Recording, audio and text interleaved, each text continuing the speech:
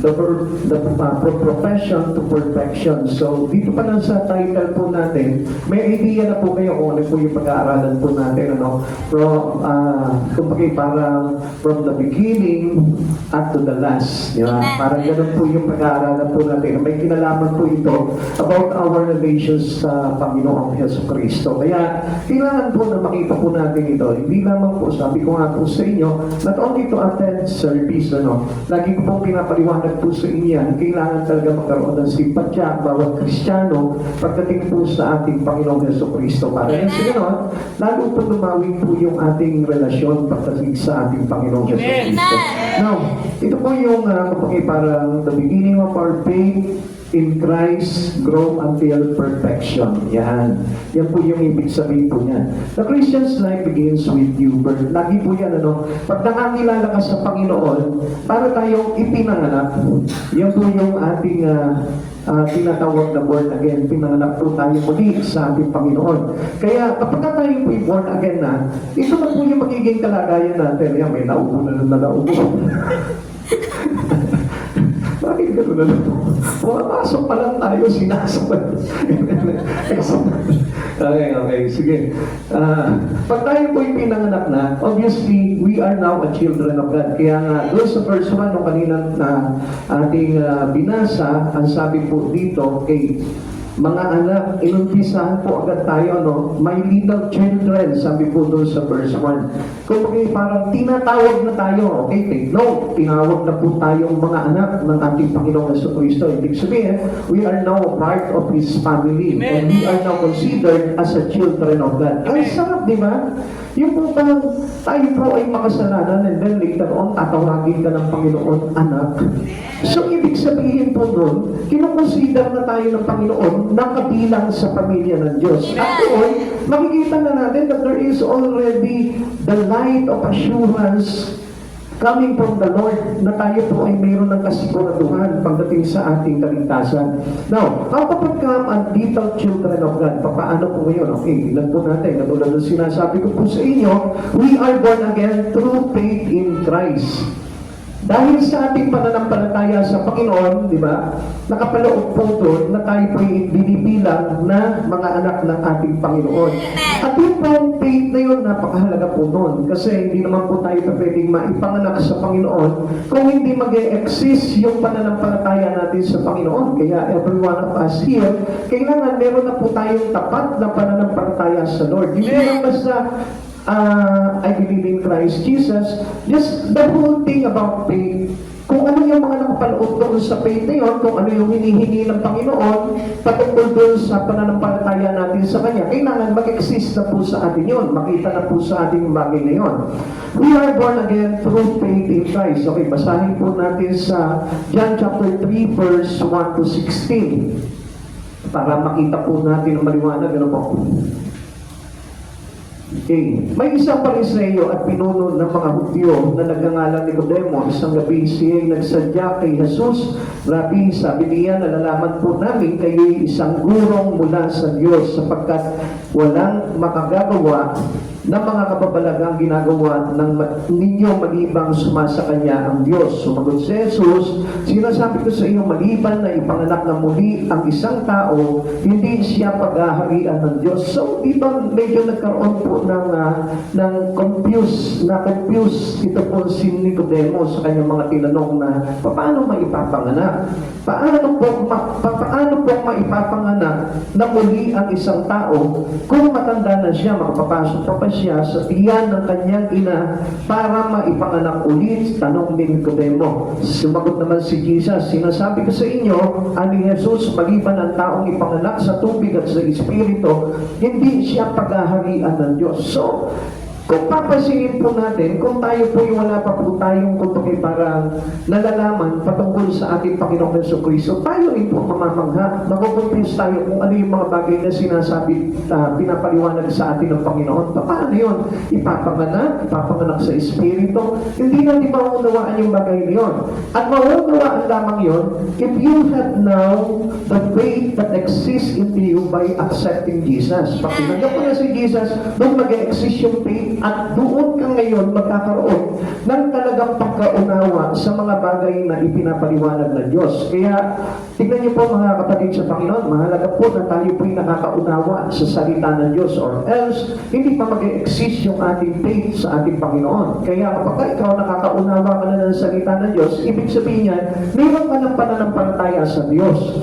At bunga po ng pananampalataya na yun, saan po nanggaling? Sa pagkikinig ng salita ng Diyos. Sabi po sa Romans chapter 10, verse 17. So sa madaling salita po, yung salita ng Diyos na yun, mauunawaan natin kapag tayo po ay nanampalataya na sa Panginoon. Tuloy po natin. Verse 6. Ang ipinanganak sa laman ay laman, ang ipinanganak sa Espiritu ay Espiritu. Dito, di ba, parang may kaguluhan pagka wala tayo talagang pananampalataya sa Diyos. Huwag kayong magtaka sa sinabi ko sa inyo. Lahat ay kailangang ipanganak na muli. Umiihip ang hangin kung saan ibig at naririnig ninyo ang ubong nito, ngunit hindi ninyo alam kung saan ang gagaling at kung saan napaparoon. Gayon din ang bawat ipinanganak sa Espiritu. Papaano kung mangyayari ito? Tanong ni Nicodemo. Sumagot si Jesus, guro pa naman kayo ng Israel at hindi ninyo maunawaan ang mga bagay na ito. Tandaan ninyo, ang aming nalalaman at ang sinasabi namin at ang aming nasaksiyan ang pinatutuhanan namin, ngunit hindi ninyo tinatanggap ang aming patotoo. Why? Bakit hindi nila tinatanggap? Bakit nila nire-reject, nire-refuse yung mga pinapangaral sa kanila ng Diyos? It is because there is no faith. Amen. Wala silang pananampalataya. At yung faith na yun, pag nag-exist na yun, sabi ko nga po sa inyo, doon na yung ating pagiging born again. Kaya na iintindihan na natin because we are now belong to the family of God. Verse 12. Kung hindi ninyo pinaniniwalaan na sinasabi ko tungkol sa mga bagay sa liputang ito, paano ninyo paniniwalaan kung ang sabihin ko ay tungkol sa mga bagay sa langit? Ibig sabihin, nakikita niyo na yung mga pinapaliwanag ko sa inyo, sabi ni Jesus, dito sa mundong ito, hindi pa kayo naniniwala. And what more, paano ka maniniwala sa mga bagay sa langit? So, ibig sabihin, hindi ka magkakaroon ng kaligtasan and we cannot enter the kingdom of God kung dito pa lang sa mga sinasabing pinapatotohanan ng Panginoon sa atin dito sa lupa, hindi na tayo naniniwala. And what more? Ano pa yung na-expect natin na makakapasok tayo sa langit? Tuloy natin, verse 13. Walang umakyat sa langit kundi ang bumaba mula sa langit, ang anak ng tao. At kung paanong itinaas ni Moises ang ahas doon sa ilang, gayon din naman kailangang itaas ang anak ng tao upang ang sino man sumampalataya sa kanya ay magkaroon ng buhay na walang hanggan. Sino po ba yung tinutukoy dito? Ang Panginoong Jesucristo. Maliban na itaas natin sa buhay natin ang Panginoon, meaning ipinabubuhay natin yung mga tinuturo sa atin ng Panginoon at malaya ng nakakapaghari sa atin ang Panginoong Jesucristo, nandun na yung kaligtasan. Then, verse 16, alam na po natin itong verse 16, ano po? Gayon na lamang ang pag-ibig ng Diyos sa liputan, kaya't ibinigay niya ang kanyang buktong na anak upang ang sumampalataya sa kanya ay hindi mapahamak. So, yung pagsampalataya, it is the start of, or the beginning of our new life in Christ Jesus, kundi magkaroon ng buhay na walang hanggan. So dito, nakapaloob po dito kung paano po mag-exist yung bagong buhay natin kay Kristo. Kaya nga, lagi po natin tatandaan, without faith, nothing will happen anymore in your life. Wala na mangyayari sa buhay natin. Kahit na lumapit ka pa sa Panginoon o nandito ka sa church dito, kung wala po yung talagang faith, na kung saan si Jesus yung naghahari sa buhay mo, baliwala na rin po yun. Kasi yung faith na yun, yung maglalagay sa atin para tayo magkaroon ng tinatawag na new birth in Christ Jesus. At kung hindi mangyayari yun, hindi natin mauunawaan lahat ng mga ipapangaral sa atin ng Panginoon, kahit na araw-araw ka magpunta at makinig ng salita ng Diyos, without that, hindi natin mauunawaan yun. Di baliwala rin po. Amen. God wants us to be confident of our salvation. Kasi gusto po ng Diyos na ito, tayo din, makasiguro po tayo sa ating kaligtasan. We must know how to become a children of God. Kailangan natin matutunan po yan. Ano mo? Hindi lang basta kilala natin si Jesus. Marami pong Kristiyano, kilala lang ang Lord. Kilala lang ang tagapagligtas. Pero ang problema, they are struggling about their relations to God, to become a children to Him. Doon sila nagkakaroon ng struggle. Bakit? Kasi nga po, yung faith hindi nag-e-exist sa puso nila. Although they believe in God, pero hindi sapat yung pananampalataya dahil hindi nalalakipan ng paglado. Amen. Naintindihan natin? Amen. So, kailangan po natin maintindihan to. Para na sa ganon, completely tayo po talaga ay ma-consider na as a children to God. Amen. There is a joy of knowing we are the children of God. So, doon pa lang, mag-exist na agad, no? Aapaw na agad yung kagalakan sa puso. Listen, mga kapatid sa Panginoon, ito po yung sinasabi ko sa inyo na kapag tayo po yung maharap sa Panginoon, puno-puno tayo ng kagalakan sa puso. Kasi nga, nandun na tayo Amen. We know that we are already a children to Him. Amen. Tayo yung mga anak na So, wala nang dahilan para malungkot ka. Amen. Wala nang dahilan para hindi ka mag-alala ka pa. Wala nang dahilan kung parang mag-alinlangan ka pa sa mga bagay na ginagawa mo sa Panginoon. Kasi itong mga bagay na ito yung may kinalaman na sa pag-akyat po natin doon sa kalwalatian ng Diyos. Kaya nga sabi nga sa atin ng Panginoon, God want us to be confident of our salvation. Amen. At kapag tayo po ay puno na ng kagalakan na lagi po tayong nakapisan sa ating Panginoon, so yun na po yun. Ibig sabihin yan, mayroon na tayong panibagong buhay. Kaya kung tatanungin mo yung sarili mo sa oras na ito, ako ba'y may kagalakan talaga sa Panginoon, kaya ako ginagawa itong pagsamba, pakikinig, pag-aaral, or napipilitan lang ako kasi ito yung bunga talaga ng kaligtasan na kailangan kong gawin So, hindi mo pa rin matatanggap, wala pa rin yung kumpiyansa na tayo po ay maligtas kung ganun lamang po yung ating pinanghahawakan sa isipan po natin. We make sure na talagang totoo at alam natin kung paano tayo magiging mga anak ng Diyos. Tandaan po natin, aapaw ang kagalakan. Amen? Sa mga born again, nag-uumapaw ang kagalakan. Kaya nga, kapag halimbawa, pagka Wednesday na, Sunday na, gawain na, o kung anong paggawain patungkol sa Panginoon, kailangan po yan, full of rejoicing spirit. Napupuno tayo ng espiritu ng kagalakan. Kaya, tatandaan po ba natin yung bunga ng espiritu? Yung ikalawa is the spirit of joy. Amen. So, kaya nag-uumapaw na po sa puso po natin yan. Okay, tuloy pa natin. As a family of God, we need this three word. Meron tayong tatlong mahahalagang salita na kailangan po na matutunan natin para na sa ganon, malaman natin kung paano po tayo magiging children of God. Okay, unang-una po dito, we need this word, profession. Profession. So, pag-ibig sabihin po ng profession means stating our faith. Kapag parang ito po yung statement of faith natin na ipinapahayag palagi natin, ano po, yung we declares all the things what was really experienced by a person who get to be a children to Jesus. Amen. Kapag parang ito yung mga na-experience niya, uy, ang sarap pala maging bahagi ng kaligtasan ng Diyos, ang sarap pala. Yung pinaprotest na po natin, Amen. yung ating pananampalataya, kaya nga sabi po dito ng verse 6, yung kanina binasa natin, He who says He abides in Him. Ang sabi po dito, sabi po ng verse 6, ang nagsasabing nananatili siya sa Diyos dapat na mamuhay tulad ng pagkapamuhay ni Jesucristo. So, we often speak about our faith in Christ Jesus. Yun po ba yung nangyayari sa atin? Kailangan yun po yung nangyayari po sa atin sa araw-araw. Kasi, as a born-again Christian, we have now a new life. Bago na yung buhay natin. Kung dati, lagi mong ibinibida yung sarili mo, uy, magaling ako sa ganito, magaling ako sa ganyan, magaling ako sa ganon. Hindi na ngayon yun ang ibibida natin ngayon. Amen. How you experience your salvation with God. So yun na ngayon yung magiging bunga ng iyong o yung salita mo palagi sa araw-araw. Amen. Kasi kadalasan po, marami po na tayo po mga bilang Kristiyano, kapag lumabas na po tayo sa church, hindi na napapag-usapan po yung ating pananampalataya sa Diyos. Amen. Kaya nga, let us all imagine these things, no? It is sad to say na makita natin ang isang Kristiyano that is lacking for the things in God. So, nakakalungkot po na makita po na mayroong mga Kristiyano na hindi po nagiging sapat yung pananampalatayang tinanggap nila kay Kristo sa kanilang pamumuhay. Supposed to be, alam niyo yung pananampalataya natin sa Panginoon, yun yung pupuno Amen. ng ating bagong buhay kay Kristo.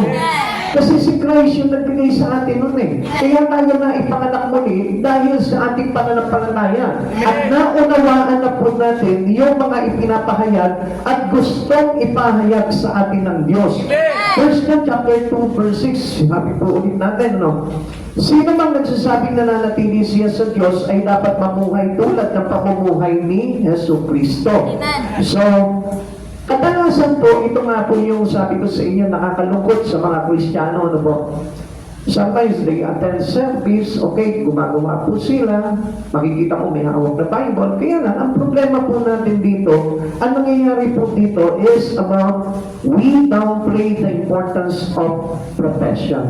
Parang pinatataba natin, pinawawalan halaga po natin, o pinawawalan po natin ang kahalagahan, yung pagpapahayag ng pananampalataya natin. Amen. Kaya karamihan po, makikita na lamang po natin, I rather see a sermon than hear one any day. Yung parang hindi ko na kailangan na makinig araw-araw ng salita ng Diyos, basta nakikita ko naman yan, nababasa ko naman yan. Parang gano'n, there is no excitement for us. Wala kumbaga parang walang kiliti sa atin, walang kulot sa puso natin yung salita ng Diyos. Kaya nga po, ang sabi po dito is quiet faith prepared by many to zealous witnessing. Ang nangyayari, tumatahimik na lang sila instead na maging masipag po sila at masigasig po sila sa pagpapahayag ng mga na-experience po nila sa Panginoon. Kaya nga, alam niyo, mahalaga sa mga Kristiyano na bilang tayo yung mga anak ng Diyos, kailangan tayo maging masigasig pagdating sa pagpapahayag ng salita o ng pananampalataya natin sa Panginoon. Kasi yun yung nagtunga sa atin ng kaligtasan Amen. It's about our faith in God. Kaya kung tayo po mismo, hindi na natin maipaprofess yung ating pananampalataya na kung saan naglagay sa atin ng kaligtasan, it is very risky. As a Christian, dito tayo magtitinikado. Kaya marami pong mga Kristiyano, hindi na po umuusad yung kanilang mga pananampalataya. That is because they had a quiet faith. At alam niyo po ba ang ibig sabihin ng quiet faith? It is an ice-cold faith. Ibig sabihin yan, prose na yung pananampalataya mo. And alam natin na kapag prose na yung pananampalataya natin, malamig na. So, ibig sabihin, hindi na talaga gagana yung iyong pananampalataya. Amen. Kaya nga ang sabi ng Revelation, ng aklat po ng pahayag, dahil sa ikaw ay hindi mainit at hindi malamig, maligamgam ka, kaya isusuka ka ng Diyos. So, ibig sabihin po natin po dito, wala po yung mga lukewarm Christian. Gusto po talaga ng Panginoon, yung nandun tayo sa boiling point. Amen. Amen? Amen.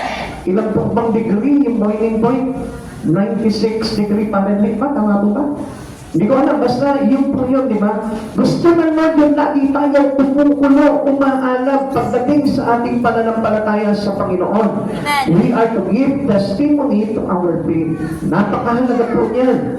Kailangan ipinagmamakahingay natin kung ano yung mga naranasan mo. Bunga ng iyong pagiging isa kay Kristo, bunga ng iyong panibagong kapanganakan kay Kristo, bunga ng naranasan mo, mga experience mo sa kaligtasan na tinanggap mo kay Yesu Kristo. Professing our testimony is very vital. Napakahalaga po nito. At hindi kailangan mawala po ito sa mga Kristiyano. Kaya nga ako, lagi ko diba pinoprofess po palagi sa inyo kung anong ginawa sa akin ng Lord. At the same thing kayo din po. As Paul do, we did it also. Kailangan mangyari din po sa atin at kailangan masabi din natin at maipahayag din natin kung ano yung ginawa na kabutihan at kadakilaan ng pagliligtas sa iyo ng ating Panginoon. We have not this quiet faith. Hindi po kailangan na ganun po yung ating pananampalataya. Okay, kailangan po na maingay yung ating pananampalataya. Amen. Amen. Amen. Because we need to be a witness to Christ Jesus. Okay, we are to give testimony to our faith. Una, ang sabi po sa atin, di ba? Believe and confess.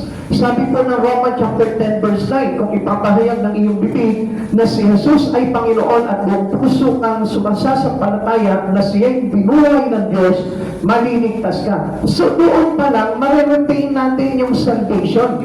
Every time that we believe and confess that Jesus is Lord, and we believing with all our heart that He was raised from the dead, we will be saved. So, yun yung parang pinagtitibay yung ating salvation. Pinagtitibay yung kaligtasan na ibinigay sa atin ng Panginoon. Believe and confess. Meaning, we profess our faith. This is the beginning. Kaya nga, alam nyo, yung mga panimula pa lamang po sa Panginoon na tumanggap, ang iinit po niyan. Wala pong tigil yan sa kakabanggit ng ganda ng nangyari sa akin ng Lord sa Lord. Ganda ng naranasan ko. Ganda ng na-experience ko. Nakakamangha talaga ang Diyos sa buhay ko. Pinagsisigawan talaga nila yung kaputihan ng Diyos na na-experience po nila. Kaya nga ano sabi po dito, at buong puso kang sasampalataya. So meaning, pag sinabing fullness of your heart, ang ibig sabihin po niyan, kaya kailangan the fullness of our heart, yung magdi-declare po nitong bagay nito, magko-confess nito, dahil nandun po nakapaloob yung pagiging totoo ng ating pananampalataya kay Kristo. Kaya hindi po yan kumbaga parang sinasabi lang at parang wala namang impact sa Kanya. Hindi yan yung kumbaga parang Kristiyano tayo sinasabi, oo, Christian ako, oo, doon ako nag-church. Yung pagpakan, meron kayong nakausap, di ba? Christian ka pa, yes, oo, Christian ako. Saan ka nag-church? Doon sa Jacob.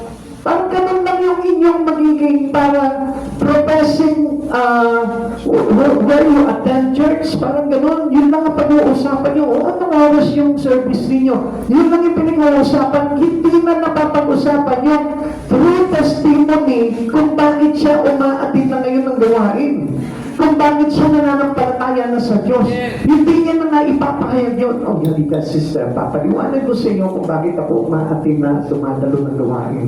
Kasi nung araw, napagsama ng buhay ko, ganito ang naging buhay ko, madilim ang pamumuhay ko, makasalanan ako, dami kong mga bagay na nagagawang hindi galugod-lugod sa Panginoon, hanggang sa dumating yung biyaya ng Lord na muntik na ako mapahamak, buti na lang, nandyan yung pag-iingat sa akin ng Panginoon. Yung mga ganang testimony, which is the powerful testimony that happens to you kung bakit nandito ko ngayon. Every one of us has a powerful testimony that we may experience from the Lord. Alam natin yan mga kapatid sa Panginoon, kahit sino. Kaya huwag yung babaliwalain yung testimonial, yung buhay po ninyo kung paano kayo niligtas ng Lord. That was very powerful and effective.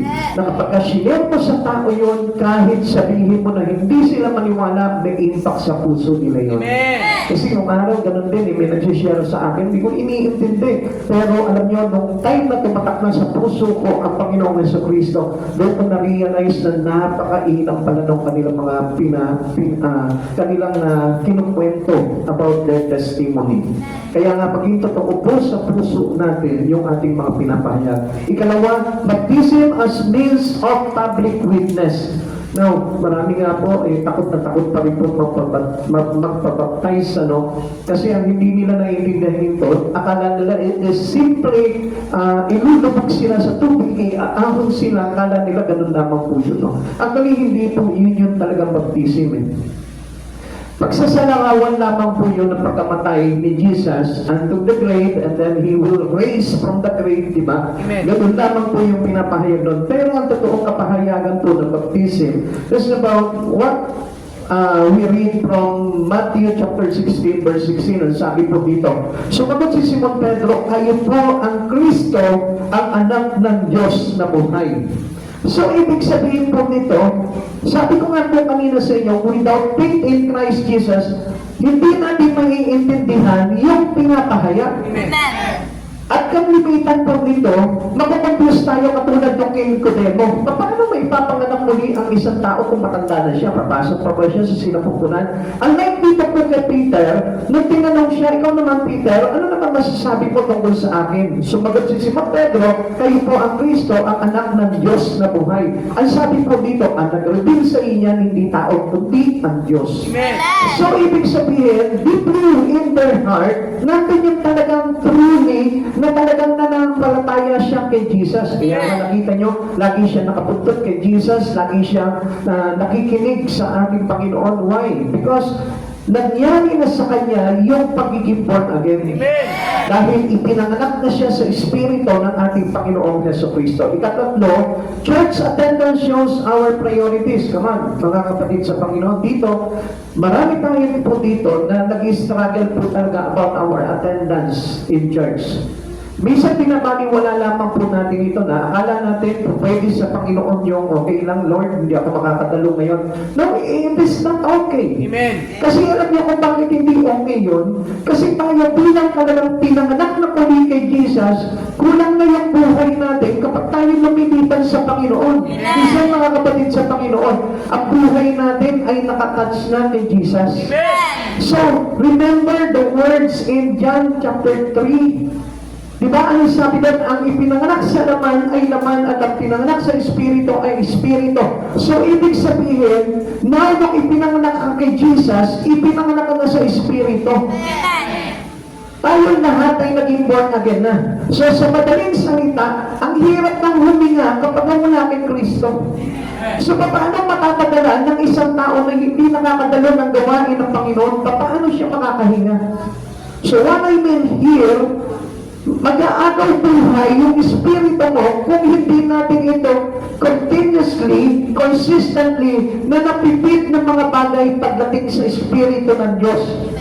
Always remember that we are now living and walking into the Spirit of God. Amen. And unless na mahiwalay ka kay Kristo, mamamatay ka talaga at matutuluyan ka talaga.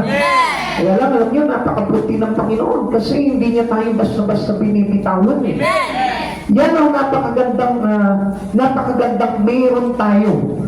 Kapag ka si Jesus talaga itinanggap mo na sa buhay mo, Amen. hindi ka basta-basta pipitawan ng Panginoon at ipapaunawa niya pa rin itong mga bagay nito. Kaya nasabi ko nga po sa inyo,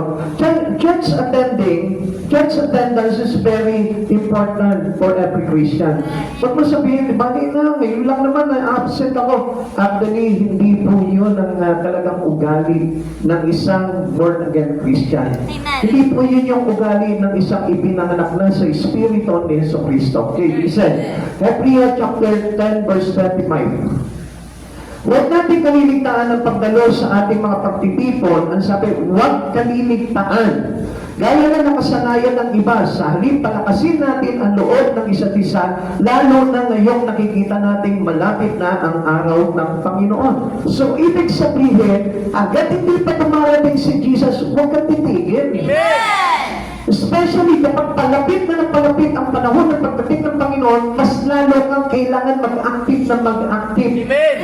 Kasi hindi kailangan mamatay yung espiritu natin because we are now walking and living into the Spirit of Jesus. Amen. So hindi tayo makakapasok sa kaharian ng Diyos kapag hindi po tayo ipinanganak sa espiritu ng ating Panginoon. Ikalawang words po dito, since na tayo po ay mayroong beginning as a Christian life, mayroong kailangan nitong pangalawa na ito, which is progression. Pag sinabing progression, kailangan may progress yung iyong pananampalataya sa Diyos. Hindi yan nakapix lang, hindi yan nakapako lang. Si Jesus hindi na natili sa krus na nakapako. Amen. Amen. Naintindihan po ba natin? Amen. Si Jesus hindi siya na nanatiling nakapako. Inalis siya sa pagkakapako, hindi rin siya nanatili into His grave. Amen. Diba? Bumangon po siya. Amen. So sa madaling salita, yung ating pananampalataya ay hindi mananatiling cold. Amen. Amen? Amen. Yung iba, mahilig sa mga ice cold drinks, ice cold coffee, ice cold soft drinks, di ba? Mayroong mahilig tayo sa mga ganon. Pero, hindi po dapat tayo maging mahilig sa ice cold tea. Amen. Amen. Kailangan humingi ka ng mainit na pananampalataya. Amen. So kasi kapag mainit yung pananampalataya mo, there is progress. Pero kapag ka lumamig yung pananampalataya mo, no progress at all. Amen. Wala na pong progreso. At mananatili na lamang pong ganun yung kalagayan ng iyong pananampalataya sa Diyos. Amen. Amen. And clearly, paunti na paunti, nawawala yung ating understanding about the importance of having Christ Jesus on us. Kaya hindi niyo napapansin, kapag ikaw nawawalan na ng gana, nawawalan ka na ng gana sa mga bagay-bagay sa Panginoon. Kasi sa pagkakakala mo na hindi naman mahalaga ito, basta nakakakilala pa rin ako sa Panginoon, yun yung ating pakiwalis sa sarili natin. Kaya nga, we need progression. Kailangan pa rin na magkaroon ng paglago tayo sa ating pananampalataya. Paano po ba yun? Sabi ulit ng verse 6, "O minsan also to walk just as you walk." Mabuhay tayo katulad ng pamumuhay ni Heso Kristo. Our faith before is by speaking, now it may be grow. Dati sinasalita lang natin, pero kailangan ngayon nadadagdagan na, lumalago na, umaangat na, at lumalaki na, lumalawak na yung ating panunawa pagdating sa pananampalataya natin sa ating Panginoon. Tulad ng pamumuhay ni Yeso Kristo, nakita niya na kung saan napakahalaga ng pagsunod sa Ama. At nakita niya na sa kanyang pagsunod sa Panginoon, doon siya nagkaroon ng tagumpay. Actually, alam niyo po, pinangunahan nga po siya ng kanyang mga magulang eh. Kaya kung mapapansin natin, hindi niya pinakinggan yung kanyang mga magulang. Kaya kung mapapansin po natin dito, ang sabi po ni Jesus dito, ano ba yung nakakalungkot? Yung mga taong sumusunod sa kalooban ng Diyos. Amen. Amen. Amen. Kaya dito hindi siya maintindihan ng kanyang mga magulang. Kaya lagi siyang kino-question. Mamaya makikita po natin dito yan. Okay. 1 John chapter 2 verse 6 ulit. Ang sabi po dito, dapat mamuhay tulad ng pamumuhay ni Kristo. Kung hindi po si Jesus ang magiging example natin, and we got some example from a human, hindi po tayo lalago. Kasi ang kailangan po natin talaga maging example ng pamumuhay natin bilang Kristiyano ay si Kristo. Pansinin mo mga kapatid sa Panginoon, maraming Kristiyano pero hindi sila totally mananampalataya ng Panginoong Jesucristo. E paano kung halimbawa, mananampalataya ka, ang tinularan mo yung katulad lang ng ice cold faith ng isang tao. So hindi ka lalago. Samantalang si Jesus, is know about cold faith. Wala eh. Hindi talaga nagkaroon ng cold faith ito si Jesus. Amen. Hindi siya, hindi cold faith ha. Cold faith, malamig na pananampalataya. Laging maalap yung pananampalataya ni Jesus. Lagi siya maalak pagdating po sa kanyang mga ginagawa sa Espiritu. Kaya nga, mga kapatid sa Panginoon, Please, okay. what he did, doon sa mga bagay na ginagawa niya, doon lamang siya nakapokus. Hindi niya pinapansin yung mga bagay na kung saan yung mga atake sa kanya, ng mga persecutor niya. Hindi niya pinapansin yung atake sa kanya ng mga kapatid niya, yung atake sa kanya ng mga magulang niya. Hindi niya po pinapansin yun, kundi ang focus niya po dito doon sa kanyang ginagawa pagdating sa pagsunod niya sa kalooban ng Ama. Kaya napakahalaga po nun sa atin, ano po, kaya huwag po natin tatanggalin po yung ating paningin doon sa paglago po natin. Dahil kapag tayo po, nag-warm up po tayo, kung parang halimbawa, hanggang doon lang yung ating pagiging mananampalataya, so may tendency na yung pag-warm up lang natin ay matuluyan po tayong mawalan ng gana. Alam niyo kung bakit? Kasi supposed to be, kailangan po yun nagiging constant sa buhay Kristiyano po natin. Hindi yan, okay, sige, tatabay ko nga, warm up muna, warm up, di ba? Pero kapag ka mayroon kang bagay na hindi nagustuhan, ay ayoko, hindi pala maganda. So hindi kailangan ganun, kundi kailangan i-resist mo yung kawalan ng gana at ipapasok mo yung gana. Amen. Ayan, naiintindihan niyo po? Amen. So, sa madaling salita dito, kasi aatakihin din tayo ng kawalan ng gana eh. Amen. Walang Kristiyano na lumago ng walang gana. Amen. So listen to this mga kapatid sa Panginoon. Bilang mga anak ng Diyos, kailangan we are focus our life as a children to our Father. Amen. Nandun na kailangan yung focus natin. Kaya nga kapag marami tayong pinofokusan, mahirap po talaga tayong lumago. At mahirap po talaga tayo na kung saan mag-increase yung ating faith at umilit at umalab yung pananampalataya natin sa Panginoon. Ang tendency po nun, matatakot tayo. At kapag natakot po tayo, yun yung magpapalayo sa atin doon sa hinihingi ng Panginoon sa atin na kung saan yung constantly pananampalataya mo sa Panginoon, aatras ng aatras yan. Hindi mamamalayan ng isang Kristiyano yan. Bakit? Kasi siyempre, hindi naman nakapag-live pa rin sa kanyang isipan ng Panginoon eh. Kaya lang, yung kanyang lifestyle, pumapanaw, nawawala, namamatay. Kaya yun yung dapat na hindi natin tatanggalan doon. Nakita niyo po si Jesus. Daily in our lives, anong ginawa niya? He always teach, nagtuturo siya, nagpapagaling siya, nananalangin siya. At kung mapapansin po natin, nagliligtas siya. Amen. So doon po umaalab constantly yung kanyang espiritu. Pansinin mo kapag gumagawa ka sa Lord, yung inyong espiritu nag-grow. And that was progression. Na kapag ikaw atin ka ng gawain, basa ka ng Bible, pray ka ng pray, fasting ka ng fasting, devotion ka ng devotion, lumalago yung iyong espiritu. And there is progress. Pero kapag inatake ka na ng katamaran, which is the common persecutions of Christians today, pag inatake ka na ng katamaran, doon na po tayo unti-unti na nawawala, namamatay. Kaya doon tayo nababalik doon sa dati nating pamumuhay sa laman. Kaya nga, we must walk into the Spirit and not into the flesh anymore. Amen. Tandaan natin, hindi po tayo lalago kung hindi si Jesus yung pamantayan po natin ng pananampalataya. Our faith must be like of Jesus. Anong sabi po dito? Our walk should confirm our talk. So kailangan makita natin na lahat ng pinopropes natin dati, there is progress. Amen. Inilalakad na natin ngayon. Amen. So ibig sabihin, pinamumuhay mo na ngayon yung dating pinopropes natin, ano? Amen. Yung dating pananampalataya natin, na dati sinasabi lang natin, ngayon ipinamumuhay na natin. Believers are people on the move. Tandaan po natin yan, napakahalaga yan. Ang sabi po dyan, believers are people on the move. Umuusad. Amen. Hindi po yan nakapris palagi. Amen. Hindi napipigilan yung kanyang pananampalataya. Amen. Hindi napipigilan yung kanyang paglago sa Panginoon. Na kahit na anong sistema ng buhay, makikita mo yan, umuusad pa rin yan. Amen. Nilulunsad niya pa rin yung espiritu niya dahil yun yung mahalaga sa kanya. Amen. Always on the progress at hindi yan papayag na hindi lalago.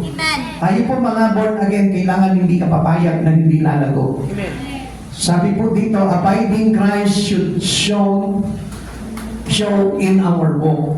Yung ating pananatili sa ating Panginoon, kailangan makikita po yan sa ating mga lakad o sa ating pamumuhay.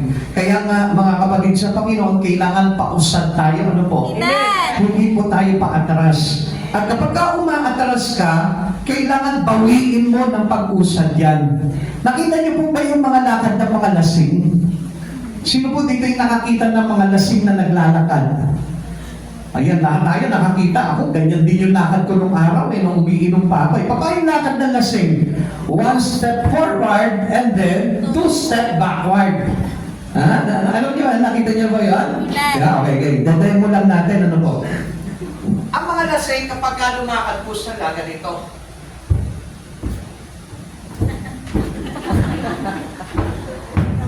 Kaya walang patutunguhan yung lakad po nila. Amen. Kasi Mas marami yung paatras kesa sa pausad. Amen.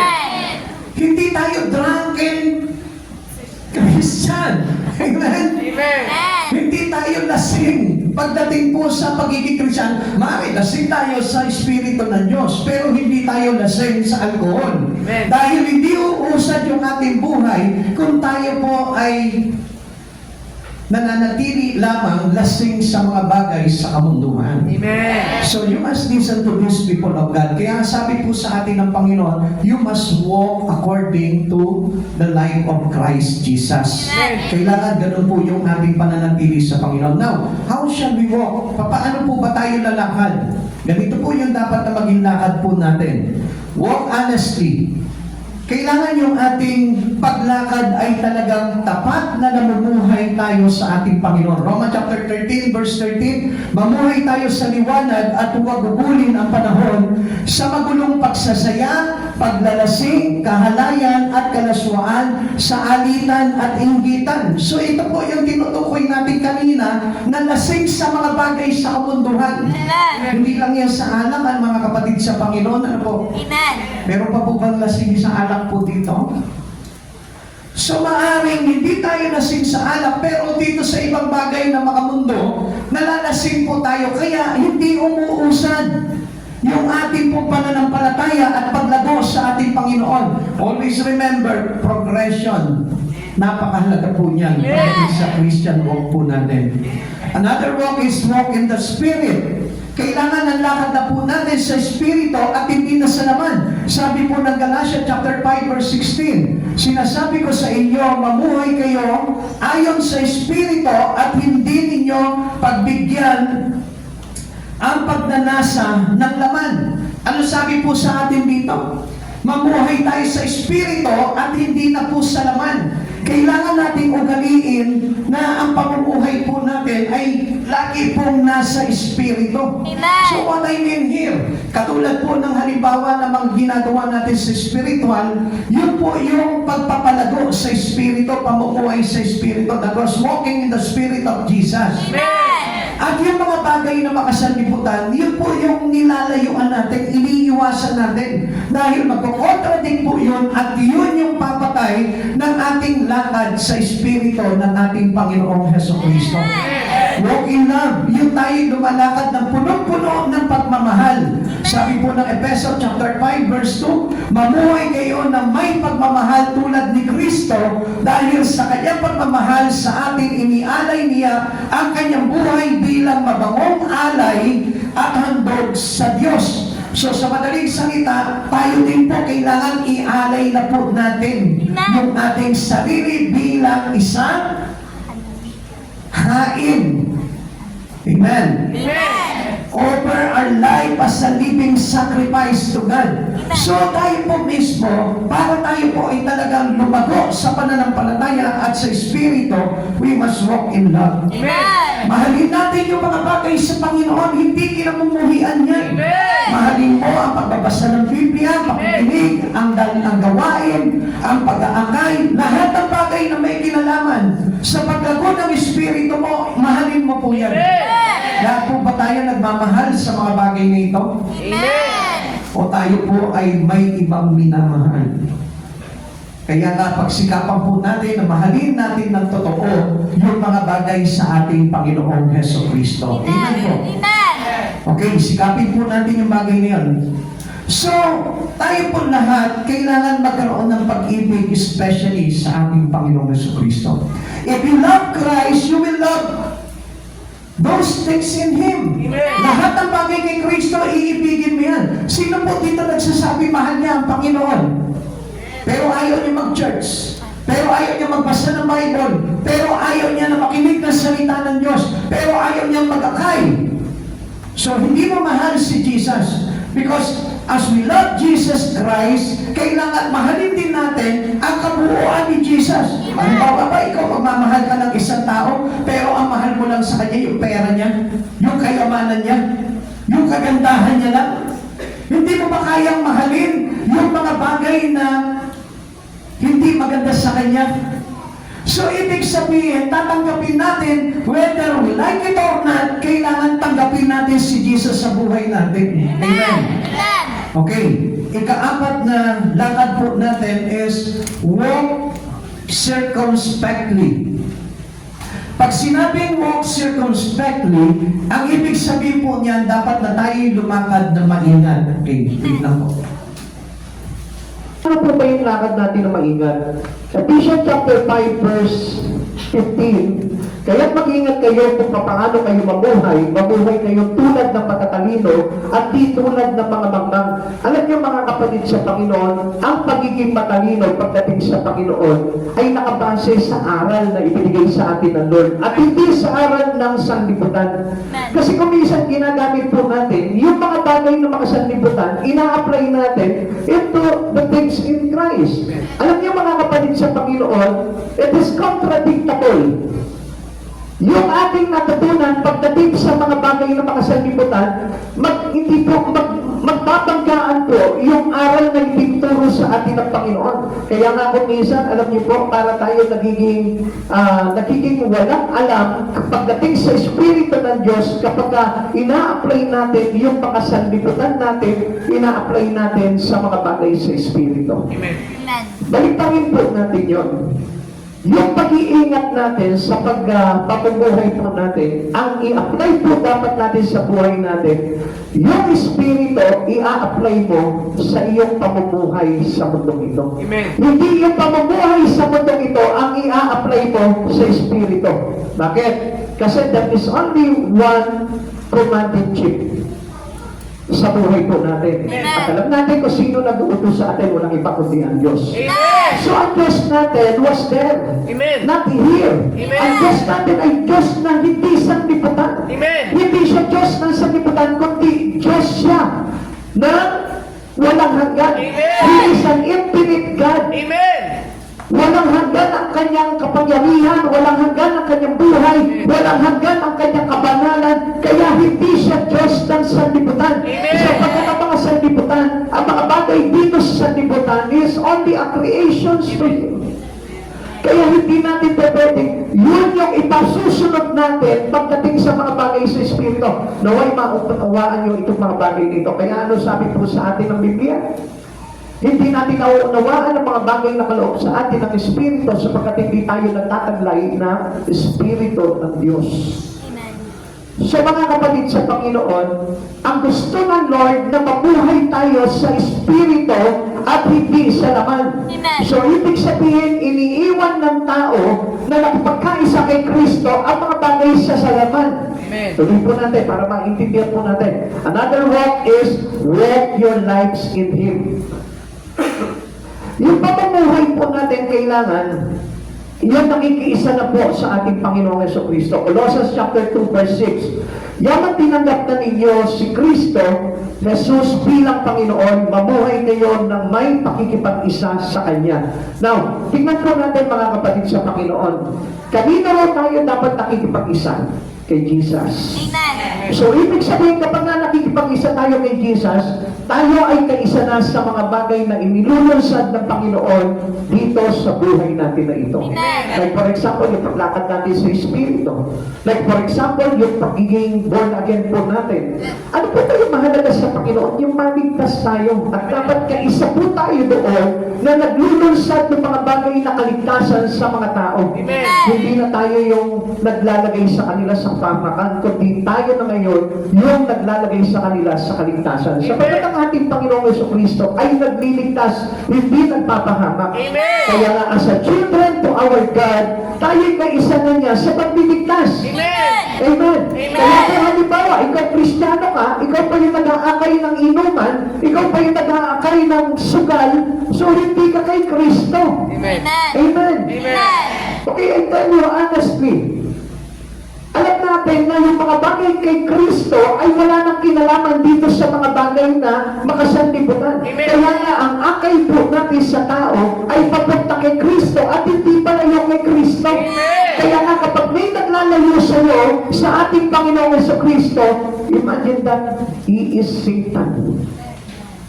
Bakit? Iyon ang gawain ni Satan eh. Amen. Ilayo ka sa Panginoon. Kaya nga, halimbawa, Kristiyano tayo, mayroong kaibigan, ilalayo mo sa Panginoon, you're not one with Christ Jesus. Ang nakipagkaisa kay Kristo ay bago na nilalang. At kaisa na dapat siya ni Jesucristo sa mga bagay na inilulusan ng Panginoong Jesucristo.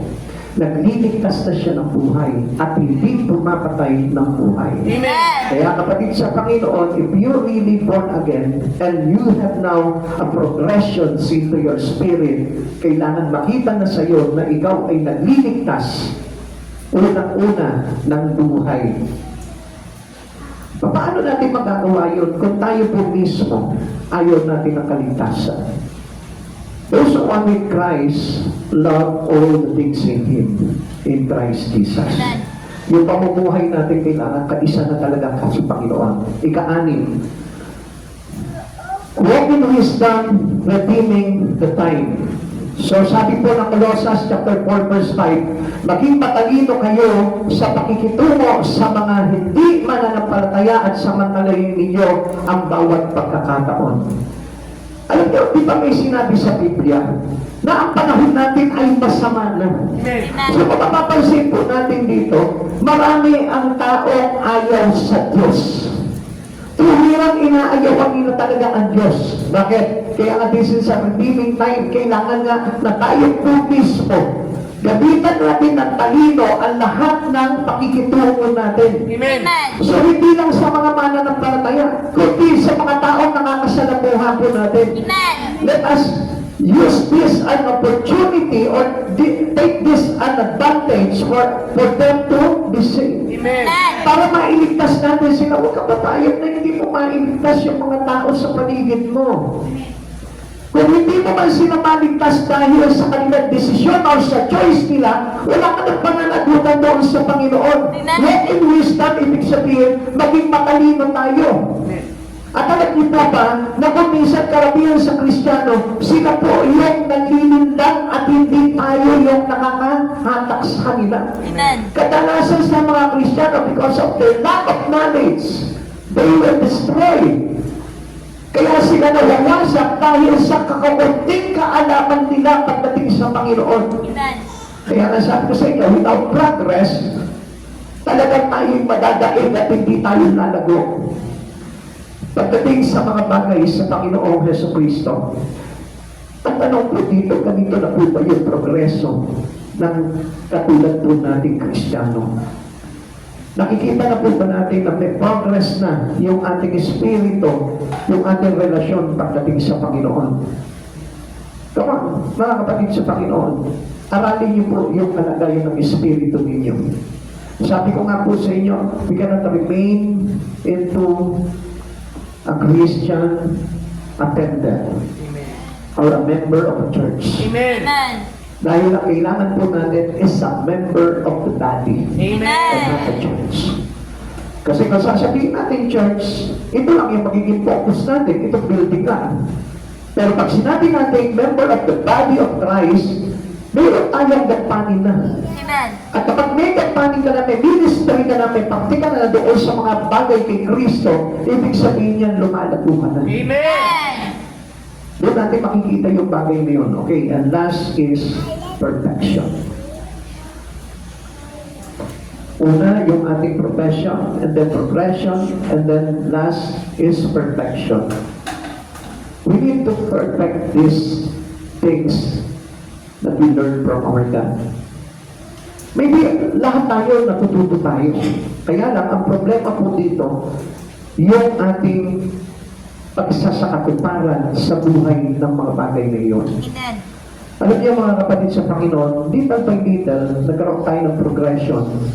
At dun sa part nung sa stage na progression po natin, doon natin sinusubukan paunti-unti yung mga bagay na natututunan natin sa Panginoon. Amen. At kapag naging ganap na ngayon, yung ating mga nalalaman pagdating sa Lord, this comes the perfections of our spirit. Amen.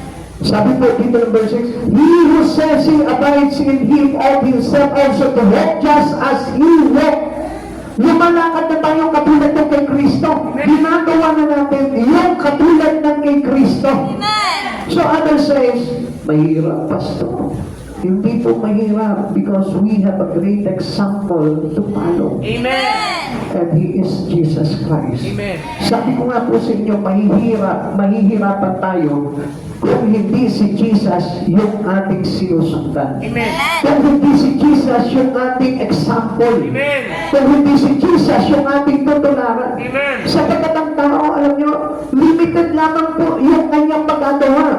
But ito si Jesus talagang extraordinary God at kaya niya talagang hatakin talaga tayo doon sa kalagayan niya. Amen. Ang tao, hindi tayo kayang hatakin eh.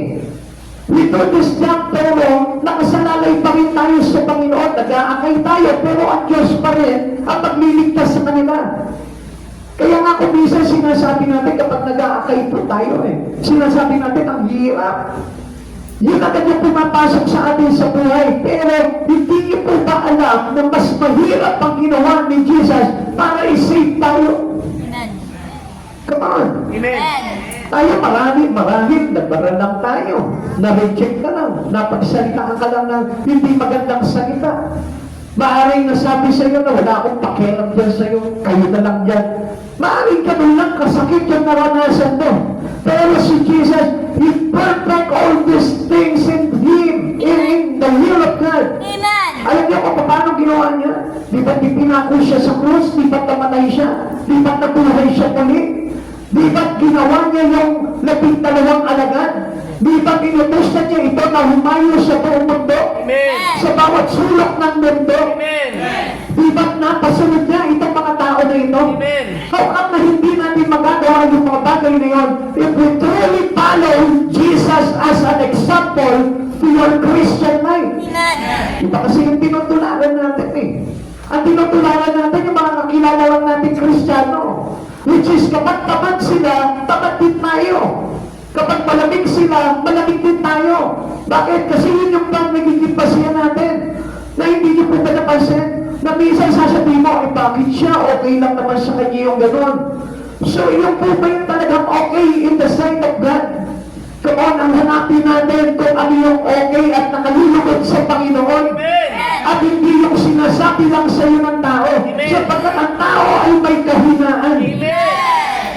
Kapatid sa Panginoon, papaano kung yung kahinaan na yun yung mag-exist sa Kanya at hindi yung lakas ni Jesucristo.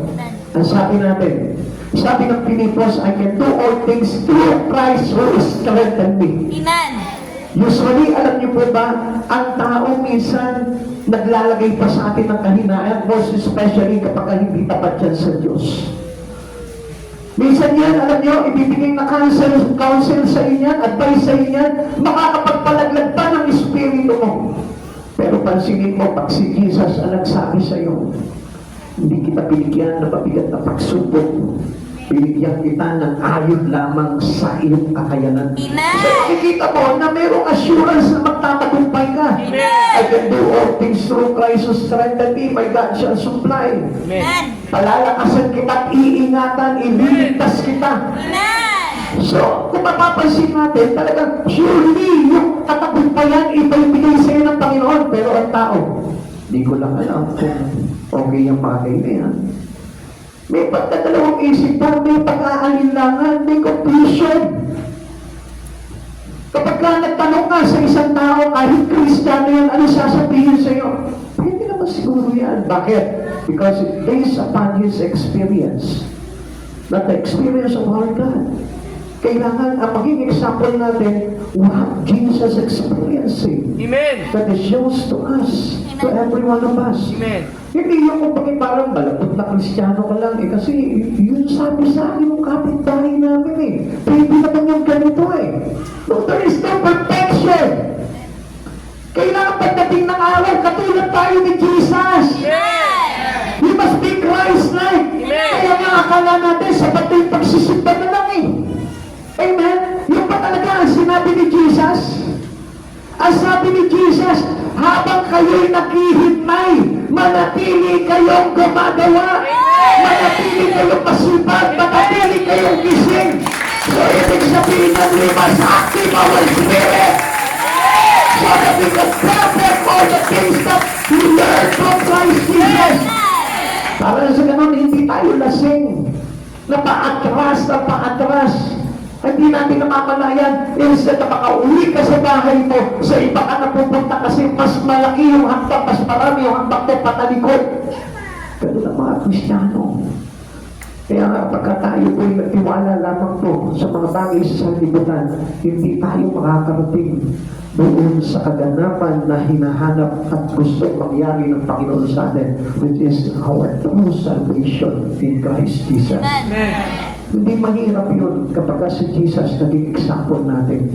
Kung willing ka magpapako sa krus, kung willing kang mailibing at mabuhay na magmuli, magawin mo yan. Yung makikaisa ka lang sa mga bagay na ginagawa ni Jesus, hindi mo kailangan magpapako ka rin sa krus. Ibig sabihin niya, maging burden mo yung mga bagay. Kaya rin mo, pasahin mo, pagtiisan mo yung mga bagay na wala ka na dapat dito sa sanlibutan na ito, kundi yung buhay mo ay na kay Kristo na. We are not perfect, but Jesus is. Tandaan natin yan. Kaya nga, tignan nyo kapatid sa Panginoon. Okay, focus on this word. Ano sabi dyan? We are not perfect, but Jesus is. Sino nagsasalita? Sino nagsasalita? Kapag tingin kayo dito, buksan ang tenga. Sino nagsasalita? Pag binasa mo to, sino nagsasalita? Sarili. Pakilangas. Tayo. Tayo. Lahat tayo. Kahit sino makabasa nito, siya. Yung nagsasabing hindi siya perfect, pero meron tayong isang perfect. Amen. Which is Jesus. Amen. Now, kung we ask counsel, kanino ngayon tayo hihingi ng advice, kanino tayo hihingi ng payo, kanino tayo hihingi ng dapat natin gawin?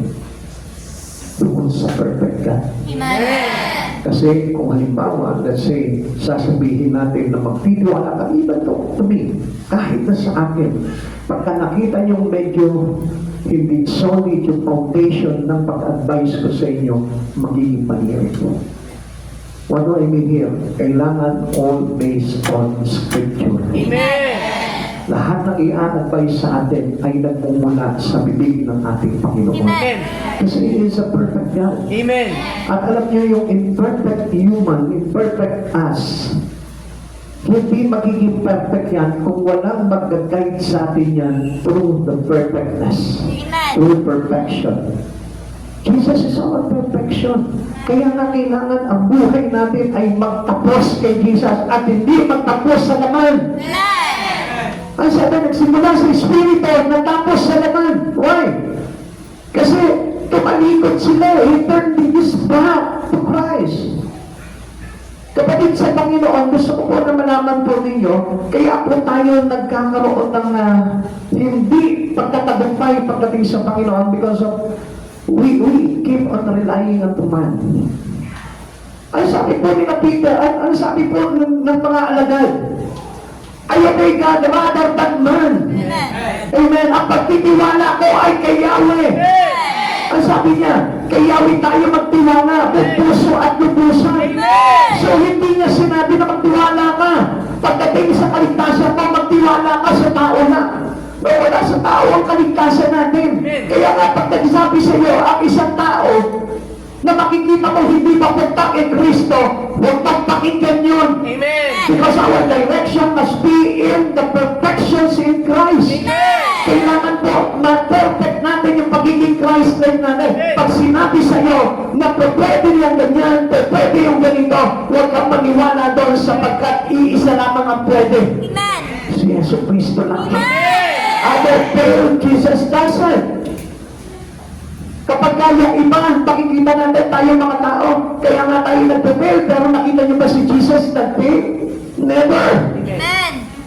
Once in a life, or once upon a life of Jesus, hindi po siya nag-fail kahit kailan. Amen. Siya'y laging matagumpay. Bakit? Because of His focus into His Father. Because He wanted to obey the will of the Father. Focus on Jesus, not fault of others. Fault of others can be adopted by you. Hindi po ba alam yun? Halimbawa, lumapit ka doon sa isang tao, pinagtiwalaan mo siya about your spirit. Kapag itong tao na ito ay mayroong mga kamalian, you will adapt that fault. Kaya nga, focus on Jesus and not to the fault of others. Lagi natin tatandaan, imperfect tayo, pero Jesus made us perfect. Lagi natin tatandaan po yan. Kaya nga yung iba, tatandaan ko po doon eh, meron pong tawag po dito, salita po dito, merong nag-judge or merong parang humusga sa akin. Narinig ko lamang po na si ganito, ganyan yan eh. Ganyan din yan, yes.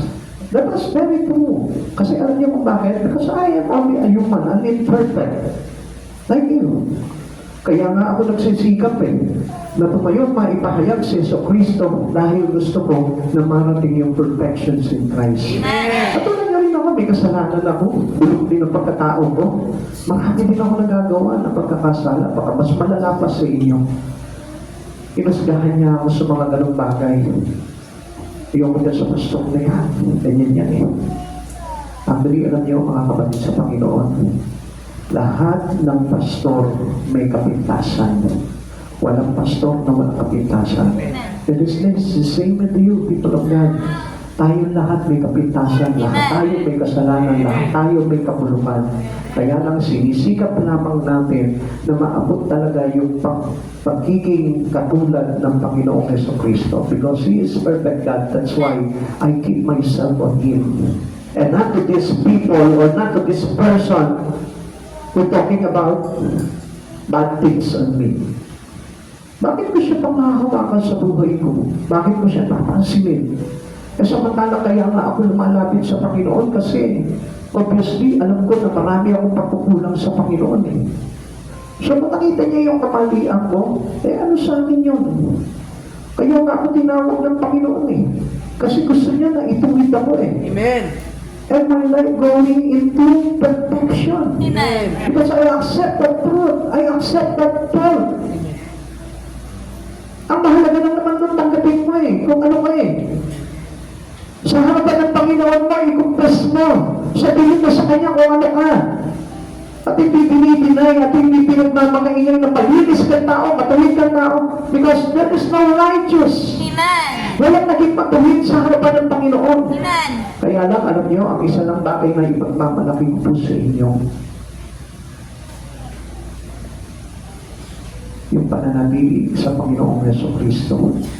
Sapagkat doon magaganap yung perfections of life. In looking to Jesus, we can be victorious. Natin pansinin yun, yung mga bagay na yun. Ang pansinin mo, yung iyong patingin ay na kay Kristo at hindi namamaglit. Amen. Huwag mong titignan kung ano man yung mga masakit na pangyayari na naganap sa iyo. Huwag mong tignan kung ano yung mga pula sa iyo ng tao. Ang tignan mo, yung magtagumpay ka kay Kristo, yung huwag kang bibitiw sa Panginoon, yung mananatili ka sa Panginoon. Sapagkat nandun yung tinatawag na perfections. Amen. Hebrews chapter 12 verse 2, ituon natin ang ating paningin kay Jesus. Sa Kanya nakasalalay ang ating pananampalatayang mula sa simula hanggang katapusan dahil sa kagalatang naghihintay sa Kanya. Ganun din po tayo. When perfections comes into every Christians, there in His kingdom, kung paano po pararangalan ito si Jesus, ganun din po tayo. Tuloy natin, hindi niya inalita na ang kahihiyan ng pagkamatay sa krus at siya ngayon nakaupo sa kanan ng trono ng Panginoon. Ano mang kahihiyan? Ano mang persecution? Ano mang panlalait? Come on, makinig po kayo. Kung sinasabi nila na yan, pakasalanan yan, yan, walang kwentang tao yan, yan, sobrang ganito yan, huwag mong pansinin yun. Ang tignan mo, ituon mo, yung paningin mo kay Kristo, na pagdating ng araw, iniligtas ka niya. Kahit na ano pa yung kasalanan mo. Basta give your life into Christ Jesus, manatili ka at allow Jesus to restore, na mabago o ma-revive yung espiritu mo at maiayos ka hanggang dapating yung tinatawag na perfection in Christ. Amen. Kasi kung bibitaw nga kay Christ, paano ka magkakaroon ng perfection? Paano ka magiging Christ-like kung wala ka kay Kristo? Christ-like happen when you keep your life beside Him, beside our Christ. At yun po yung kailangan na panatiliin po natin sa buhay po natin. When we met Jesus, we will be like Him. Doon pa lang yun. Pag nanatili ka na buong katapatan sa ating Panginoon, magiging katulad tayo ng Panginoon. Tayo po mismo, maging cause po tayo ng ibang tao para sila po ay maihatid natin pagdating ng araw sa kaligtasan kay Yesu Cristo. 1 John chapter 3 verse 2, mga minamahal, anak na tayo ng Diyos ngayon, ngunit hindi nahahayag ang magiging kalagayan natin, ngunit alam natin sa pagpakita muli ni Kristo, tayo'y matutulad sa Kanya sapagkat nakikita natin kung sino talaga siya. Sino lamang po makakakita sa Kanya pagdating ng araw? Yung mga taong nananatili at nagpapalinis sa Kanya.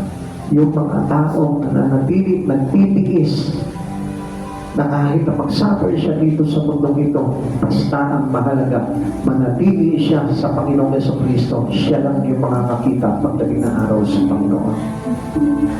Ako naniniwala ako yung sinasabi niya manatiling tapat. Those people who give his life into Christ Jesus, they can see God pagdating ng araw. We will see Jesus someday. Kapag nanatili ka, kapag nagpatuloy ka sa Kanya, kapag nagpapako ka sa Kanya, kapag ang buhay mo ay inihilig mo sa Panginoon, makikita mo, pagdating ng araw, makikita mo ng harap-harapan si Kristo. At ibabatog niya tayong mga nananatili sa Kanya. Purihin ang Panginoong Yesu Kristo dahil sa kapatiran na tayo mag-start na. Yan ang kabutihan ng Panginoon, na kahit nandun tayo sa alanganin ng mga bagay na ginagawa natin, but still, ang sabi ng Lord, manatili kayo sa akin at mananatili ako sa inyo. Abide in me and I will abide in you. Hanapin niyo siya at masusumpungan niyo siya. Lumapit ka sa Kanya at lalapit siya sa iyo. Protection is coming right soon when Jesus comes. Pag dumating si Jesus, makikita mo kung ano yung pagkakaiba ng isang tao na nanatilit at titiis kay Yesu Kristo hanggang wakas. Pagsikapan mo, kapatid sa Panginoon. Kung nandun ka pa lang sa stage ng profession, unti-unti humakbang ka sa progression. At kapag nandiyan ka na sa progression, manatili ka tapat hanggang wakas para na sa ganun, you will meet the perfections in Christ Jesus. Let us worship our Lord. Ang laki ng pag-asa natin sa Panginoon. Na dahil may na tayo na nanatili sa Panginoon dahil we continuing to cleanse and sanctify every one of us. Yung pananatili natin sa Panginoon ay magpapanatili na paglilinis na sa atin hanggang dumating ang Panginoon at makaharap natin. Kaya huwag kang bibitiw. Napakahalaga na tayo'y nagtitiwala sa Panginoon at hindi sa tao lamang. Tandaan nyo, lahat ng pamamaraan ng Diablo ay gagawin niya para lamang ikaw ay makagigil niya sa Panginoon. Pero huwag mong isusuko yung karapatan ng kaligtasan na ipinagkaloob sa iyo ni Jesu Cristo. He is the perfecter of our faith. He is the perfection of our spirit. Let us accept Jesus right now. Glory with our heart.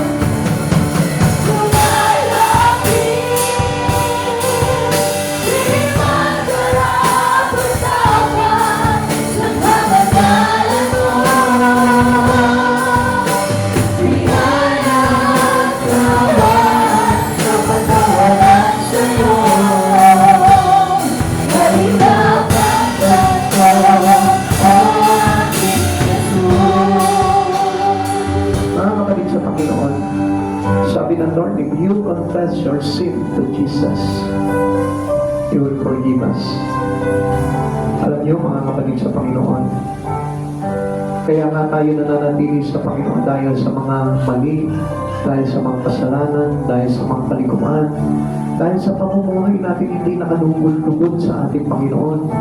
Kaya nga sinisikap natin paglingkuran siya dahil sa maliit na nagawa man lamang natin ay makapagsauli man lamang tayo ng pasasalamat natin sa Panginoong Jesucristo. But still, that is not enough. Having this service para maligtas tayo. Just only for the grace of God. We're asking for the grace, only for the grace of Jesus. Kaya nga, pinipilit natin, Lord, I allow you to keep my life on you. Ialaw mo lang ang Panginoon sa buhay mo. Pagsikapan mo na makapagdagdag ka pa ng Espiritu ng Panginoong Yesus sa buhay mo. Huwag ka manatiling taga-attend lamang ng gawain. Mayroong mga bagay na pwede tayong maging part. Magkakay ka, ipahayag mo ang salita ng Diyos sa lahat, sa mga kapitbahay mo, sa kaibigan mo, magligtas ka. Gawin mo yung mga bagay na ginagawa ni Jesucristo. Maging masipag ka, matyaga ka sa mga bagay pagdating sa Kanya.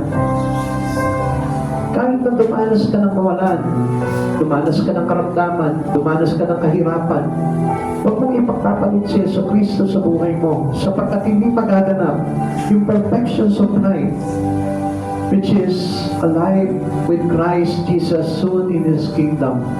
Hindi mangyayari yun kung hindi tayo magtitiis. Sapagkat ang sabi ng Biblia, sino ang magtiis ng hirap alang-alang sa ating Panginoong Jesucristo ay tatanggap ng karangalan kasama ni Kristo pagdating ng araw. Kaya mga kapatid sa Panginoon, huwag mong ipagpapalit ang Diyos. Huwag mong ipagpapalit yung iyong kaligtasan. Tandaan mo, your salvation was on your hand. Hawak mo na, nandyan, sa palad mo na. Nasa sa iyo niya kung paano mong iingatan yan. Come on, every one of us, just lay your hand, just lift your hand, open your hands to God. Tignan mo yung mga kamay na yan. Yung kamay na yan ay umaabot at umahawak ng kaligtasan. Lahat ng kamay ng nando yan ngayon nakataas. Dahil sa kanilang pananampalataya kay Kristo ay humahawak na ng kaligtasan na galing sa kanyang pananampalataya kay Kristo. Hawak mo na yung iyong kaligtasan, kapatid sa Panginoon, na ibigay sa iyo ng Lord. Ngayon, nasa sa iyo na lamang yan kung bibitawan mo pa. Nasa iyo na lang yan kung paano mo iingatan yan. Nasa iyo na lamang kung magpapadaya ka pa sa sanlibutan ito. Tandaan nyo, the God of this world is liar, is a lie, a big lie, na kayang gawang ka ng kasinungalingan para lang malaglag sa kamay mo yung kaligtasan. Huwag ka papaya. Ang sabi sa atin ng Lord, whom the Father gave to me cannot be snatched unto my hand. Tandaan mo, ang buhay mo ay hawak na ni Kristo. So, mamamiyaan na sa isang kasinungalingan ng kaaway, mawala ka sa kamay ni Jesucristo. Every one of us has a great chance to God. Lagi mo pakawakan yan. Huwag mo sasayangin yan. Sapagkat walang katumbas na kung ano mang bagay dito sa mundo, yung iyong kaligtasan. Only the precious blood of Jesus, yun lamang yung may kakayanan na makapagligtas sa atin, si Kristo mismo. Kaya mga kapatid sa Panginoon, ingatan natin ang bawat kaligtasan na yan at huwag tayong mapadala sa kasinungalingan ng kaaway. Just remain in God. Abide in Him and Jesus will abide on us. Kung mananatili sa Panginoon, mananatili siya sa inyo. Sige po, tayo po yung mananali sa Panginoon. Ang maraming Diyos, papasalamat po kami sa dakilang kabutihan na iyong ipinamamahagi sa bawat puso ng iyong mga anak na narito ngayon, Lord. Salamat po, Panginoon, sa pagtanggap niyo po sa amin, O God, bilang iyong mga anak. Salamat, Panginoon, sa pagpapalago niyo po sa amin upang nang sa ganon, pagdating ng araw ay maging katulad ka namin, Panginoon. Maging katulad namin ikaw, Panginoon, na magtataglay ng karangalan ng Ama pagdating ng araw sa iyong kaluwalhatian. Panginoong Jesus, maraming salamat po sa biyaya ng mga salita mo, Lord, na nagpapahayag sa amin kung paano namin iingatan ang lahat ng ito, O God. Lord, salamat po, Panginoon, sa kaunawaan. Nawa, Panginoon, ay lumago pa ang bawat isa sa amin sa spirit of understanding, Lord, upang na sa ganun, Panginoon, hindi na kami madaya pa ng kaaway, O God. Panginoon, palaguin mo kami sa Espiritu, Lord, at hayaan mo manatili kami tapat sa iyo hanggang wakas, Panginoon. Maraming salamat po. Pagpalain mo po ang bawat isa, O God, higit pa sa kanilang mga pinapanalangin sa iyo, O God, higit pa sa kanilang mga ine-expect, Lord, ang pagpapalay na daloy, siksik hindi ka tumaapaw na pagpapala sa kanilang buhay at sa buhay na walang hanggan, O God. Maraming salamat po, Lord. Ingatan mo po ang bawat isa, Panginoon, Lord. Hayaan mo safe and sound, makarating kami sa aming mga tahanan, O God, na maluwalhati, Lord. Ilayo mo po kami sa anumang kapahamakan, ilayo mo po kami sa mahigpit na pagsubok, O God, at makita po ng lahat, Lord, na habang kami naglalagak ng buhay sa iyo, Panginoon, Lord, ikaw naman ang bahala sa amin sa lahat ng bagay sa aming buhay, O God. Salamat po, Panginoong Jesus, pagpalain mo ang church na ito, Lord, and our prayer in this church, O God, na magkaroon ng sariling lupa, na matatayuan ng iyong tahanan, O God. Lord, kiniklaim na po namin yan, O God, Lord. Ikaw yung Diyos na magkakaloob yan, Panginoon, at hindi namin nililimitahan, Panginoon, ang kapangyarihan mo, Panginoon, because you are the God of impossible, Lord. Wala man kaming hawak na pagbili, Panginoon, subalit alam namin, Panginoon, na ikaw yung magpo-provide dito para sa amin, Lord. Sapagkat sa iyo nang gagaling ang lahat ng pagpapala sa mundo ito, Lord. Maraming salamat po, Lord, and I pray this into your mighty name, O God. Maraming salamat po, Panginoong Jesus, Lord, sa pagganan nawa, sa pagpapalang espiritual ang bawat isa sa amin, O God. Salamat sa iyo, Panginoong Jesus, sa iyo po namin binabalik ang lahat ng patuloy parangas, tanging pangalan mo po lamang. In Jesus' name, Amen. Amen.